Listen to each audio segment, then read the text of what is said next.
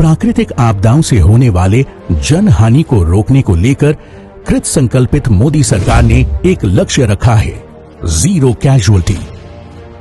बचाव और राहत कार्य अगर समय रहते शुरू होगा तो जीवन की क्षति को हम कम कर सकते हैं।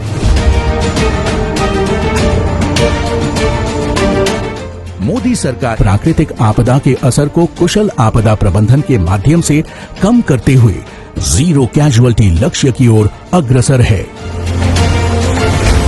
मेरा मानना है आपदा प्रबंधन का तंत्र देश में इस प्रकार से होना चाहिए कि कितनी भी घोर आपदा हो, एक भी व्यक्ति की जान न जाए, इस प्रकार का तंत्र बनाना हमारा लक्ष्य होना चाहिए।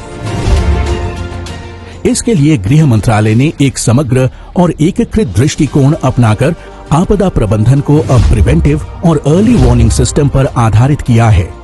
इसके लिए मौसम के अर्ली फोरकास्ट और वार्निंग के लिए कई मोबाइल एप्लीकेशंस भी तैयार किए हैं, जैसे दैनिक मौसम की जानकारी के लिए मौसम, किसानों के लिए मौसम आधारित कृषि प्रबंधन के लिए मेघदूत, बिजली चेतावनी के लिए दामिनी। मोदी सरकार के जीरो कैजुअल्टी अप्रोच के तहत देश के 28 शहरों में एनडीआरएफ का रीजनल रिस्पांस सेंटर एवं सभी राज्यों में एसडीआरएफ कार्यरत है। पहले आपदा स्थल तक पहुंचने में काफी समय लग जाता था, जिससे अधिक जनहानि होती थी। आज बेहद ही कम समय में आपदा स्थल पर मदद पहुंचती है।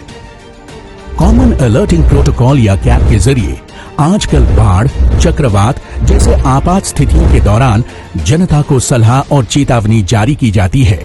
आपदा प्रबंधन की परिभाषा को विस्तार देते हुए पिछले 4 वर्षों में तूफान और बाढ़ के अलावा देश में आने वाले अन्य आपदाओं को लेकर भी गाइडलाइंस बनाई गई है, जैसे शीतलहर और धुंध से बचाव, भूस्खलन जोखिम को कम करना, भूकंप से सुरक्षा, छत को ठंडा करने के लिए नीति, दिव्यांगता समावेशी आपदा जोखिम कम करना, आपदा प्रभावित परिवारों के लिए अस्थायी आश्रय, ग्लेशियर लेक आउटबर्स्ट फ्लड से बचाव, हीट वेव यानी लू से बचाव के लिए भी गाइडलाइंस जारी की गई है।